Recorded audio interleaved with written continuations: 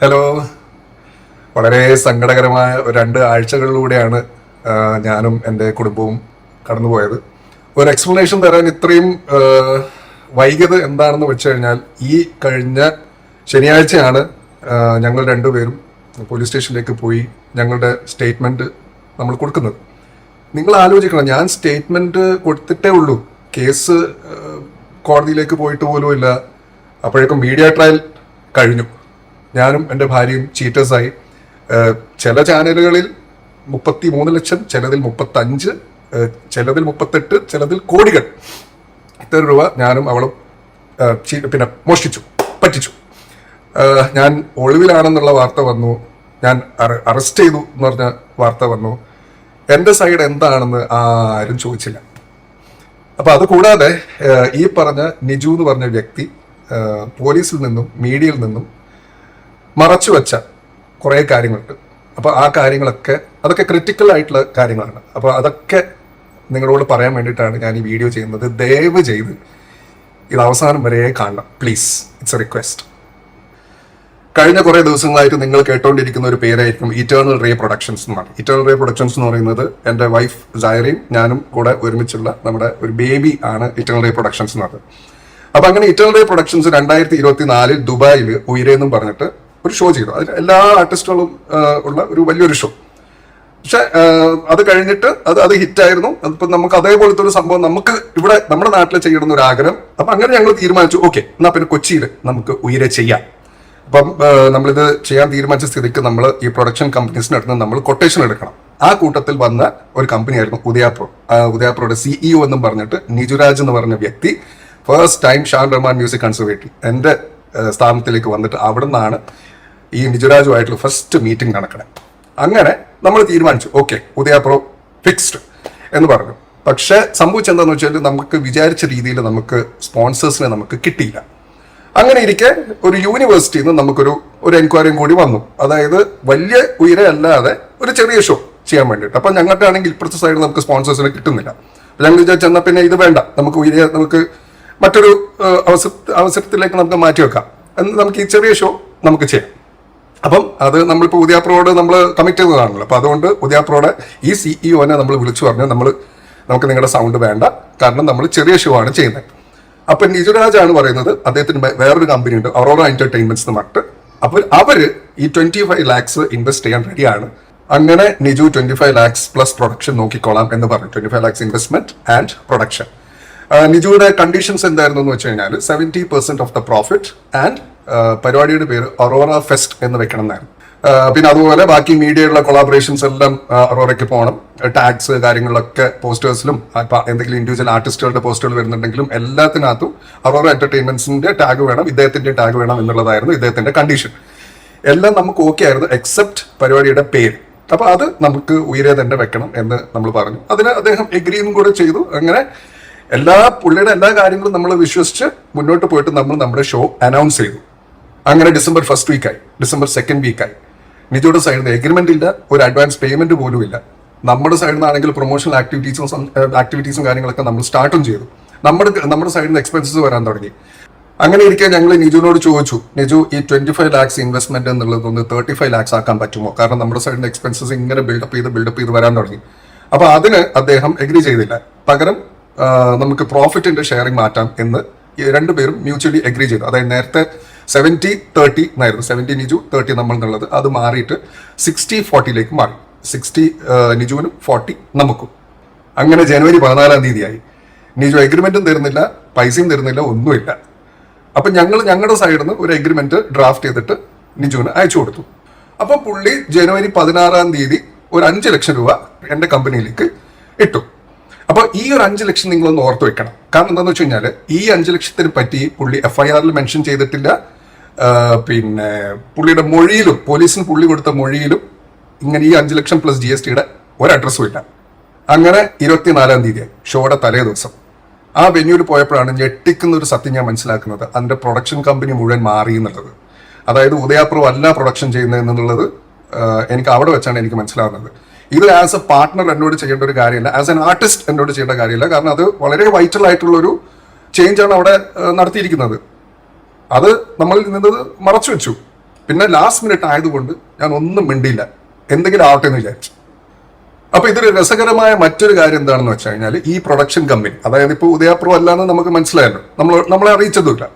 ഈ പുതിയ പ്രൊഡക്ഷൻ കമ്പനിയെ ഇദ്ദേഹം സമീപിക്കുന്നത് ഷാൻ റഹ്മാന്റെ പ്രൊഡക്ഷൻ മാനേജർ എന്നും പറഞ്ഞിട്ടാണ്, അല്ലാതെ ഉയരയുടെ പാർട്ട്ണർ എന്നും പറഞ്ഞിട്ടല്ല. ബാക്കിയുള്ള എല്ലാ സ്ഥലങ്ങളിലും ഇദ്ദേഹം ഉയരയുടെ പാർട്ട്ണറാണ്. കാരണം പോസ്റ്ററിൽ പേരുണ്ട്, പുള്ളിയുടെ ടാഗ് ഉണ്ട്, എല്ലാം ഉണ്ട്. ഈ ഒരു സ്ഥലത്ത് മാത്രം പുള്ളി ഷാൻ റഹ്മാന്റെ പ്രൊഡക്ഷൻ മാനേജർ. എന്താണെന്ന് വെച്ച് കഴിഞ്ഞാൽ, ഷോ കഴിഞ്ഞിട്ട് ഇനി എന്തെങ്കിലും ഇഷ്യൂസോ കാര്യങ്ങളോ ഉണ്ടെങ്കിൽ അതിന്റെ റെസ്പോൺസിബിലിറ്റീസിന് പുള്ളി മാറി. അപ്പൊ ഇതൊരു കാൽക്കുലേറ്റഡ് മൂവ് ആയിട്ട് എനിക്ക് തോന്നി. നമ്മളിൽ നിന്ന് മറച്ചു വെച്ച മറ്റൊരു വൈറ്റൽ ഇൻഫർമേഷൻ ആയിരുന്നു അവിടെ ഡ്രോൺ പറത്താനുള്ള പെർമിഷൻ ഇല്ല എന്നുള്ളത്. അത് ഡ്രോൺ പറത്തി, എന്നിട്ട് പുലർച്ചെ വരെ അവിടെ നിന്നിട്ട് അവന് ജാമ്യം നിന്ന് ഇറക്കിക്കൊണ്ടുവന്നത് നമ്മുടെ ടീം മെമ്പേഴ്സാണ്. അങ്ങനെ ഉയരെ ഷോ കഴിഞ്ഞു. നമ്മുടെ സൈഡിലുള്ള പേയ്മെന്റ്സും കാര്യങ്ങളൊക്കെ സെറ്റിൽ ചെയ്യാൻ തുടങ്ങി. ആ സമയത്ത് നിജു ഒരു 45 ലക്ഷത്തിന്റെ ഒരു ബില്ലുമായിട്ട് വന്നു. അപ്പൊ ഇത് എന്തിന്റെ ബില്ലാണെന്ന് റൈറ്റിങ്ങിൽ തരാൻ പറഞ്ഞു. കാരണം മനസ്സിലായില്ല. അപ്പം റൈറ്റിങ്ങിൽ വന്നപ്പം അത് ഈ 45 ലക്ഷം എന്നുള്ളത് 47 പിന്നീട് അത് 51. നിങ്ങളൊരു കാര്യം മനസ്സിലാക്കണം, നിജു പാർട്ട്ണറാണ്. പാർട്ട്ണർ എന്ന് പറഞ്ഞിട്ട് ഇൻവെസ്റ്റും ചെയ്തില്ല. എന്നിട്ട് ഈ പറയുന്ന പോലെ നിജുയുടെ എക്സ്പെൻസ് കൂടെ ഞങ്ങൾ കൊടുക്കണം എന്ന് പറഞ്ഞു കഴിഞ്ഞാൽ അത് എവിടുത്തെ ന്യായമാണത്? ഇതിന് ശേഷം നിജു നിരന്തരമായിട്ട് സൈറനെ വിളിച്ച് സൂയിസൈഡ് ചെയ്യും, പിന്നെ വേറെ വഴിയില്ല, ആത്മഹത്യ ചെയ്യും. ഉയരെന്ന് പറഞ്ഞ ഷോ ഒരു വിഷ്വൽ ട്രീറ്റ് ആയിരുന്നു, പക്ഷെ ഇറ്റ് വാസ് എ ലോസിലാണ്. അത് നിജുവിനും അറിയാം, കാരണം ബുക്ക് മൈ ഷോയുടെ പിന്നെ ഐഡിയും പാസ്വേഡും ഒക്കെ നമ്മൾ ഓൾറെഡി കൊടുത്തതാണ്. അപ്പൊ ഈ 2 ആഴ്ചത്തെ കണ്ടിന്യൂസ് ഹറാസ്മെന്റ്സിന് ശേഷം സൈറ ഓൾമോസ്റ്റ് ഔട്ടായി തുടങ്ങി. അപ്പോൾ എന്നോട് പറഞ്ഞു, ആ ഇട്ട 5 ലക്ഷം രൂപ ഞാൻ തിരിച്ചു കൊടുക്കാറുണ്ട്. ഞാൻ പറഞ്ഞു, പൊന്നു പോലെ നിനക്ക് അതാണ് നിനക്ക് സമാധാനം തരുന്നെങ്കിൽ നീ അത് തിരിച്ചു കൊടുത്തോ എന്ന് ഞാൻ പറഞ്ഞു.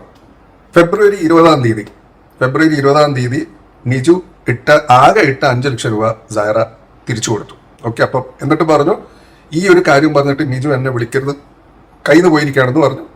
ഇവൻ തൊട്ടടുത്ത ദിവസം തന്നെ വീണ്ടും തുടങ്ങി ആത്മഹത്യാ സംഭവം. അപ്പം സൈറ എന്നെ വിളിച്ചിട്ട് സ്ക്രീം ചെയ്തിട്ട് ചില കാര്യങ്ങൾ എന്നോട് പറഞ്ഞു. അപ്പൊ എനിക്ക് മനസ്സിലായി ഇവള് കംപ്ലീറ്റ്ലി ഔട്ടായി എന്നുള്ള കാര്യം. അപ്പോഴാണ് ഞാൻ നിജുവിന് ആ ഒരു വോയിസ് നോട്ട് അയക്കുന്നത്. അപ്പൊ അതിന്റെ ബിറ്റ്സ് ആൻഡ് പീസസ് മാത്രമാണ് ഇപ്പം ബാക്കിയുള്ള സ്ഥലങ്ങളിലൊക്കെ വന്നുകൊണ്ടിരിക്കുന്നത്. അത് ഞാൻ എക്സ്പ്ലെയിൻ ചെയ്യാം. അതൊരു 5.5 മിനിറ്റ് നീളമുള്ള വോയിസ് നോട്ടാണ്. അപ്പൊ അതിന്റെ നിങ്ങളെ പ്രൊവോക്ക് ചെയ്യുന്ന ചില ഭാഗങ്ങൾ മാത്രമേ പുറത്തു വന്നിട്ടുള്ളൂ. അത് ഞാൻ പല പല കാര്യങ്ങൾ പറയുന്നുണ്ട്.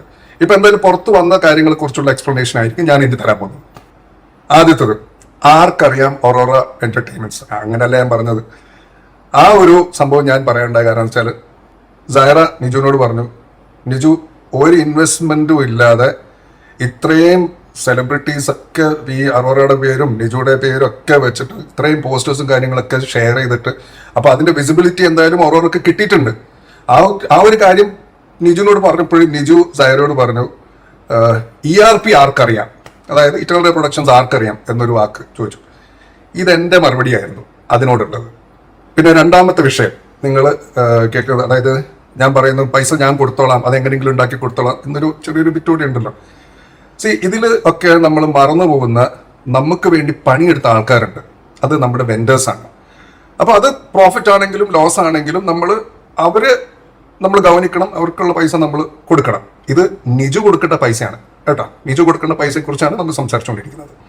അപ്പൊ നമ്മൾ ആർക്കൊക്കെ എന്തൊക്കെ കൊടുക്കാനുള്ളതിന്റെ സത്യസന്ധമായ കണക്ക് ചോദിച്ചു. ഈ പറഞ്ഞ പിന്നെ 45, പിന്നെ അത് 47, പിന്നെ അത് 51, ഇതൊന്നും അല്ലാതെ സത്യസന്ധമായിട്ടുള്ള കണക്ക് എന്താണെന്ന് ചോദിച്ചു.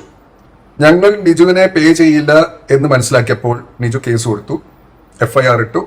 ആ FIR മീഡിയയിലേക്ക് ലീക്ക് ചെയ്തു. അതിൽ നിജുവിന്റെ മൊഴിയും കാണാം നിങ്ങൾക്ക്. അതിൽ നിങ്ങൾ ശ്രദ്ധിച്ചു നോക്കിയാൽ മതി, ഞാൻ പറയുന്ന ഒരു കാര്യമില്ല. അത് അത് നിജു പോലീസിനോടും പറഞ്ഞിട്ടില്ല, മീഡിയയോടും പറഞ്ഞിട്ടില്ല. വെൻഡേഴ്സിന്റെ പ്രശ്നങ്ങൾ തീർക്കാൻ വേണ്ടി ഞങ്ങൾ അവരോട് ഡയറക്റ്റ്ലി ഡിസ്കഷൻ തുടങ്ങി എന്നറിഞ്ഞപ്പോൾ നിജു വെൻഡേഴ്സിനെ അപ്രോച്ച് ചെയ്തിട്ട് അവനൊരു കോംപ്രമൈസിന് തയ്യാറാണ് എന്നും പറഞ്ഞിട്ട് 2 പേരെ എൻ്റെ വീട്ടിലേക്ക് വിട്ടു. അതിൽ ഒരാൾ വെൻഡറുമാണ്, കാരണം അയാൾക്ക് അയാളുടെ പ്രോബ്ലം സോൾവ് ആവണം. എന്നിട്ട് എനിക്കൊരു നിജുയുടെ ഒരു വോയിസ് നോട്ടും കേൾപ്പിച്ചു തരണം. അതായത് എല്ലാം ഒരു തെറ്റിദ്ധാരണയായിരുന്നു എന്ന് മീഡിയയോട് പ്രസ് കോൺഫറൻസ് വിളിച്ച് പറഞ്ഞേക്കാം. ഇതൊരു തെറ്റിദ്ധാരണ. 2 കുടുംബങ്ങൾ അവിടെ ഇരുന്ന് ഉരുകി, നാട്ടുകാരുടെ മുഴുവൻ തെറിയും കേട്ട് ആകെ ഔട്ടായിട്ട് എനിക്ക് വർക്ക് ചെയ്യാൻ പറ്റുന്നില്ല, ആർക്കും വർക്ക് ചെയ്യാൻ പറ്റുന്നില്ല, വീട്ടിൽ സമാധാനം ഇല്ല. ഇങ്ങനത്തെ ഒരു സിറ്റുവേഷനിലേക്ക് എത്തിച്ചിട്ട് എല്ലാം ഒരു തെറ്റിദ്ധാരണ എൻ്റെ ഉണ്ട് ആ വോയിസ് നോട്ട്. കാരണം ഞാൻ ഈ മീറ്റിംഗ് ഫുൾ ഞാൻ റെക്കോർഡ് ചെയ്തു. കാരണം ബേസിക്കലി എനിക്ക് വിശ്വാസം കുറഞ്ഞു മൊത്തത്തിൽ. അങ്ങനെ ഞങ്ങൾ വെൻഡേഴ്സിനോട് സംസാരിച്ചിട്ട് ഒരു സ്പെസിഫിക് തുകയിൽ നമ്മൾ എത്തി. നമ്മൾ പറഞ്ഞു അത് നമ്മൾ ക്ലിയർ ചെയ്തോളാം, പകരം വേണ്ടത് എന്താണെന്ന് വെച്ച് കഴിഞ്ഞാൽ നിജുവിന്റെ സത്യസന്ധമായിട്ടുള്ള പബ്ലിക് അപ്പോളജി, അല്ലാതെ ഈ മിസ്അണ്ടർസ്റ്റാൻഡിങ് അതൊരു തെറ്റിദ്ധാരണയുടെ പുറത്ത് ഇതൊന്നുമല്ല, പ്രോപ്പർ ആയിട്ടുള്ള ഒരു പബ്ലിക് അപ്പോളജി നമുക്ക് വേണം എന്ന് പറഞ്ഞു. വെൻഡേഴ്സ് അത് എഗ്രി ചെയ്തു. എന്നിട്ട് വെൻഡേഴ്സ് പോയി. നെക്സ്റ്റ് ഡേ ഈ വെൻഡേഴ്സ് നിജുവിനെ പോയിട്ട് കണ്ടു. നിജു എന്ത് ചെയ്തു?